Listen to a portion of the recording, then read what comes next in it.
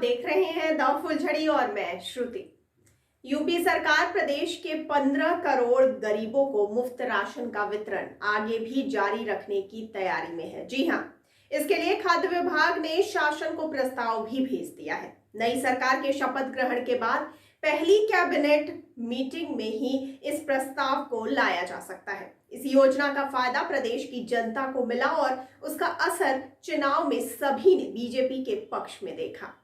आइए जानते हैं सबसे पहले कि कब शुरू हुआ था मुफ्त राशन योजना। आपको बता दें कि प्रदेश में कोरोना काल के दौरान गरीबों को मुफ्त राशन देने की योजना शुरू की गई थी, जिसे नवंबर सन 2021 तक जारी रखना था। लेकिन कोरोना के कारण लोगों की आमदनी पर पड़े प्रभाव को देखते हुए योगी सरकार ने मार्च के अंत तक इस योजना के जारी रखने का ऐलान किया था। आपको बताते चलें कि इसके हिसाब से योजना इसी माह समाप्त हुई है, लेकिन अब सरकार इसे फिर से आगे विस्तार देने की तैयारी में है। सूत्रों की माने तो खाद्य विभाग ने शासन के निर्देश पर ही यह प्रस्ताव तैयार किया है। ऐसे में इसे हरी झंडी मिलना लगभग तय है। योजना के तहत मिलने वाले राशन में 1 किलो नमक, 1 किलो तेल, चना भी दिया जाता है। आपको ये भी बताते चलें कि खाद्य विभाग के अपर आयुक्त अनिल दुबे ने कहा है कि इस योजना का व्यापक असर जनजीवन पर पड़ा। काफी पॉपुलर योजना ये रही। प्रदेश में 41 लाख अंत्योदय और 3 करोड़ 20 लाख पात्र गृहस्थी कार्ड धारक हैं। इन कार्ड पर करीब 15 करोड़ लोगों को योजना का लाभ मिल रहा है। अगर शासन ने फैसला लिया तो आगे भी लाभ मिलता रहेगा। अपने प्रस्ताव में खाद्य विभाग ने इस योजना पर आने वाले खर्च का आकलन भी भेजा है। उत्तर प्रदेश विधानसभा चुनाव में प्रधानमंत्री नरेंद्र मोदी व मुख्यमंत्री योगी आदित्यनाथ ने चुनावी रैलियों में मुफ्त राशन योजना जारी रखने का वादा जनता से किया था। अब प्रदेश सरकार इस योजना को लोकसभा चुनाव यानी सन 2024 तक बढ़ाने पर मंथन कर रही है। प्रदेश में इस योजना के 15 करोड़ लाभार्थी हैं।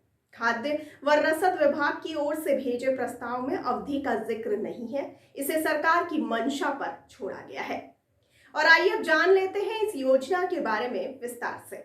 आपको बताते चलें कि कोविड-19 संकट के दौरान इस विशेष खाद्य सुरक्षा उपाय के माध्यम से भारत सरकार ने अंत्योदय अन्न योजना यानी AAY और प्राथमिकता वाले परिवारों यानी PHH को अधिनियम की श्रेणियों के तहत NFSA परिवारों को सामान्य रूप से वितरित किए जाने वाले मासिक खाद्यान्न की मात्रा को लगभग 2 गुना कर दिया है। आपको ये भी बताते चले कि आरंभ में 2020 से 21 के दौरान PMGKAY योजना की घोषणा केवल 3 महीने अप्रैल, मई और जून 2020 पहले चरण के लिए की गई थी। बाद में गरीबों तथा जरूरतमंद लाभार्थियों की खाद्य सुरक्षा को सुनिश्चित करने की निरंतर आवश्यकता को ध्यान में रखते हुए सरकार ने मुफ्त खाद्यान्न के वितरण को जुलाई से नवंबर 2020 चरण 2 तक 5 महीने की अवधि के लिए और बढ़ा दिया था।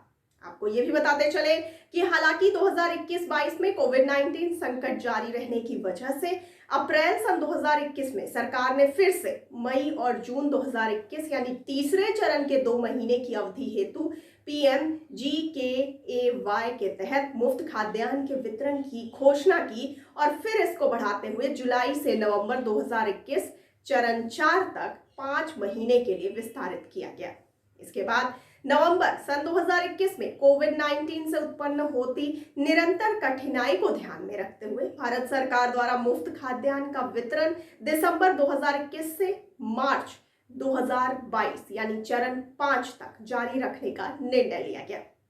आपको ये भी बताते चले कि खाद्य एवं सार्वजनिक वितरण विभाग ने PMGKAY योजना चरण 1 से 5 तक के तहत अब तक लगभग 80 करोड़ NFSA लाभार्थियों को मुफ्त में अनाज वितरण के लिए राज्यों या केंद्र शासित प्रदेशों को लगभग 759 लाख मीट्रिक टन खाद्यान्न आवंटित किया था, जो कि खाद्य सब्सिडी में लगभग 2.6 लाख करोड़ रुपए के बराबर है। फिलहाल राज्यों या केंद्र शासित प्रदेशों से उपलब्ध चरणवार वितरण रिपोर्ट के अनुसार अब तक कुल मिलाकर लगभग 580 लाख मीट्रिक टन खाद्यान्न लाभार्थियों को वितरित किया गया है।